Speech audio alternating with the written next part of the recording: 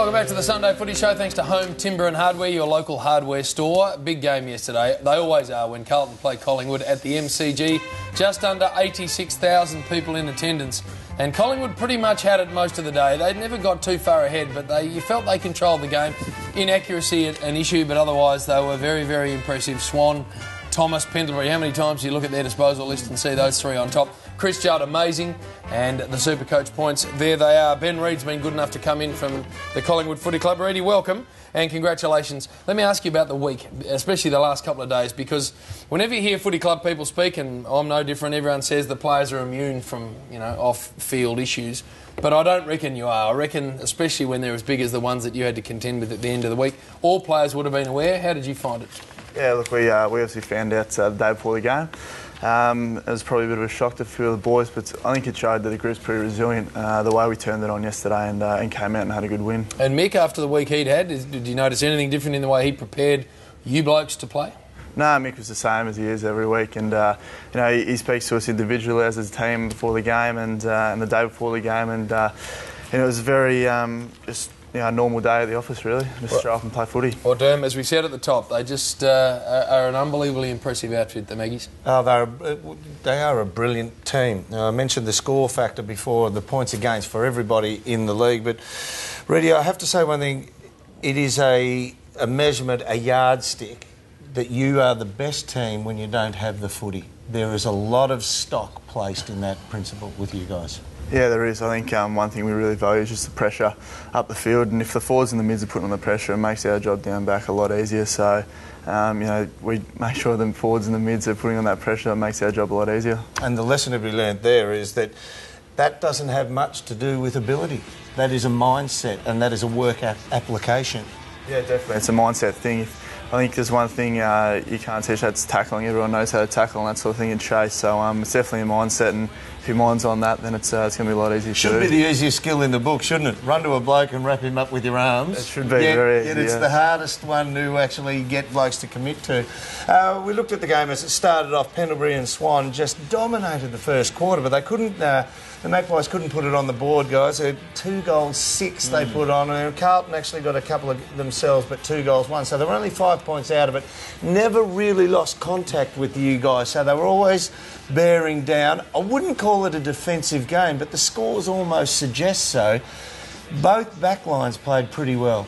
Yeah, unfortunately, I suppose we didn't kick too straight in that first half, and I think we missed a few easy and gettable goals. So we'll work on that this week and hopefully turn around this weekend. One of the interesting matchups, Brownie, Judd v Swan. There was about 70 possessions between the two of them. It was a little bit like the Prince Albert's royal marriage. Oh. It was just there for show at the stoppages. And thereafter, they wished they were in different countries. They just played that wide apart of each other. But they both got 30-something touches. We have a look at it. At all times, Carlton seemed to be labouring goals. Now, Mick went pretty angry at this one because Pendles, who didn't have that great mindset, just took his eyes off Eddie Betts as he fall back. You can tell he's pretty angry there.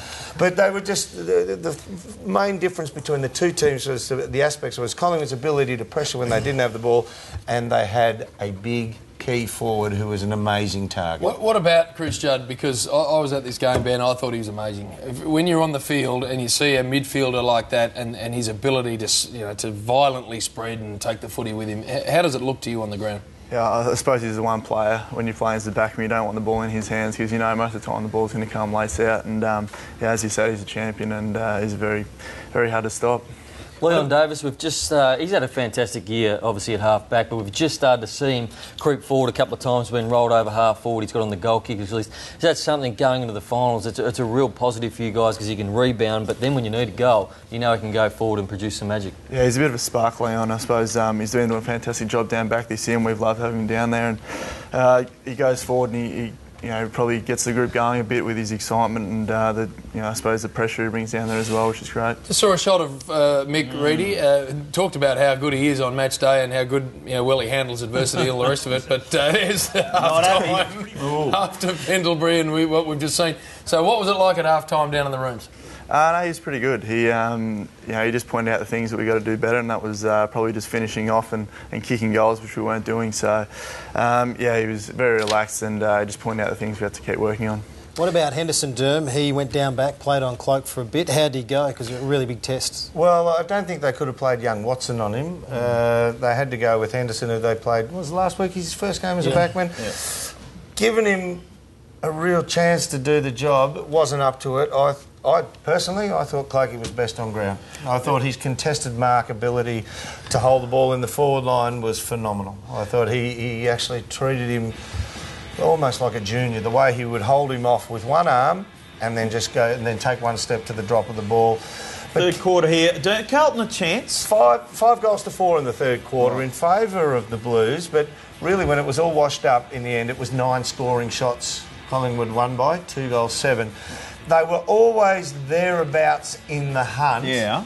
But being that the inside 50s was not dramatically but lopsided towards Collingwood, being that the inside 50s was in their favour all the way through the day, you just felt that they were always going to have the answer for 2 to 4 goals up at some stage. Are they a genuine chance? They need a full list. They need it up and running. They've drastically missed Waite's ability to lead up. I thought Thornton actually gave them a little bit of a target up forward. Not totally knowledgeable as a forward of how to go about and be seriously dangerous. But he was at a half target. You were obviously down there, Reid, and you would have seen him at close quarters. They're dogged, aren't they? They have a crack, Carlton. I was really impressed with them. I thought they might get blown away, but no, they just have a crack. Yeah, they do. They've got a lot of really quick smalls down there that are pretty hard to match up on the way they zip around and that sort of thing. Garlett and Betts and also Walker as well is bobbing up and kicking goals every week now, so they're pretty unpredictable at the moment. The one thing I'd say to you, Shane, is that Carlton recruited in the off-season for blokes who could kick the footy. The likes of Laidler came in and they put Yaron to the back line because they want his run and his ability to kick the footy. In the second quarter especially, Brett Ratton must have been thinking to himself, I'm back in season 2010. They just kept kicking the ball and to Collingwood. That's a lot to do with the pressure Yep, Collingwood do. They make you turn it over more than anyone. But Carlton, if they get Jamison back and Waite, they can be a serious threat. What about Lukey Ball? He's been sensational this year. He really... I know we talk about Pendlebury and Thomas, who have been amazing. Swan. His season has been absolutely amazing too. Yeah, it has. He puts his head over the ball each week, and that's what we love about him. And I think the one thing that he does do, which probably goes about unnoticed, is leadership around the club.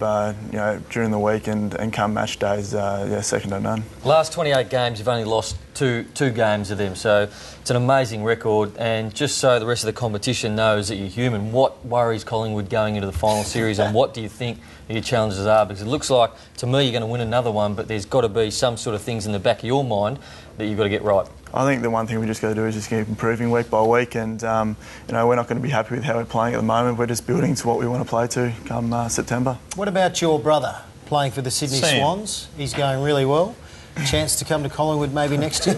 I think he's contracted for next year, but he is. So he's going well out there and he's really enjoying it, and hopefully kicks a few today. You've taught him everything he knows, eh? How'd you go when you played on him? That would have been interesting. Yeah, it was. It's probably one of the hardest games you play when you're playing against your brother, I suppose. Mentally, coming into during the week, it's a hard thing to do, but no, it was a bit of fun and a little bit of banter out there, but it's good to get the first Mum one and on the way. Dad made the trip from Wangaratta. Yeah, Mum and Dad made the trip up there. Bright, sorry. Yeah, they made the trip up there. Anyone else want to have a crack at where they come from? We're in the right area. I'll have a crack at the votes though, James, and top vote getter for me on the ground was Travis Cloak with 8. Pendlebury I thought was fantastic. Yeah. Daisy Thomas, I thought he was worth 6 votes, but I went Judd and Swan, 31, 34 possessions, even though they played against each other, both very good for their teams. It was almost like a return to the days of Mick McGuan v Greg Williams. Stood next to each other at the stoppages, and thereafter you could have sailed the Prince Queen Mary Albert. Or Shane Crawford against any opponent. Prince Albert, yeah. Prince Albert. What was that analogy? Essendon, North Melbourne and Fremantle for the Blues. And Carlton can win 4. Carlton can win 4 in a row from here. Collingwood, we know, well, they just take a world of beating on the best of days. So Both those teams could feasibly win 4 out of 4. Hang on. Yes. Ben's been good enough to come in, Bill. What does he take home? Ah, the Aquila shoes, Benny, you'll love them. We'll give you a pair of them. Come on, Dave. St Goliath clothing pack, a $250 gift voucher, Glue Stores and David Dave. Jones. Come on, Dave. Man, what a fuss. A day spa for men, $100 voucher there. Don't stutter, Dave. King Crone Tools. We got the socket set today, 39-piecer. Benny, you put that in the garage, you use that? No. Try to know. GNC whey protein powder, that's good for muscle recovery. The Ready to Golf, $130 voucher there. Dawsey. Big Dawsey on the front. The Waterside Hotel, I think it is today. There it is, $100 voucher there. Food and drinks, thanks to Brownie. And the Home Timber and Hardware, $200 gift card, thanks to Home Timber and Hardware, the proper hardware store. Best prizes in footy, Reid. It is. Thanks, guys. Good to see you. Good luck in the handball. Yeah, continue to play really well. Stick around for the handball, of course. We are off to a break. Doc Larkins will join us next for the Ice Spray Injury Report and Richmond and the Gold Coast with Croft.